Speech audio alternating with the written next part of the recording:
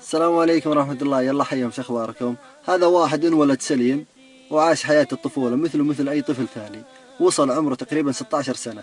الله ابتلاه بمرض، وما هو مرض نادر بالعالم، عطل جميع عضلاته، يعني رجلينه ويدينه ورقبته وراسه ما يقدر يحركن، حتى شفايفه ما يقول الا كلمة او كلمتين. يعني ما ابو شيء سليم الا عيونه. جلس يسولف مع نفسه يقول وش راح تكون نظرة الناس لي، أهله وأقاربه وأخوياه والمجتمع نفسه. طبعا واجه صعوبة لكنه ما استسلم. كمل دراسته ودخل الجامعة وتخصص هندسة كهربائية وتخرج بدرجة امتياز. حاليا عنده 8 شركات وتحت إدارته أكثر من 10,000 موظف.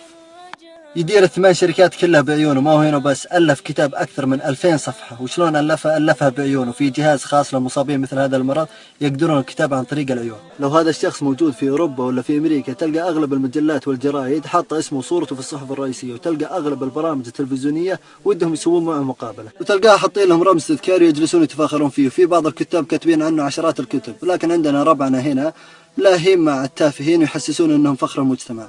قصة اليوم اللي قلتها لكم، هذا الواحد سعودي اسمه سلطان العدل.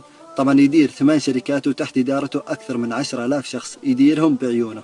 من ضمن الثمان شركات اللي هو يديرها شركة دانكن دونات، طبعا معروفة، وشركة فيديكس اللي حاليا سمسم. في أمان الله. عطيناها وفانا، مدت ايديها بجفا وانت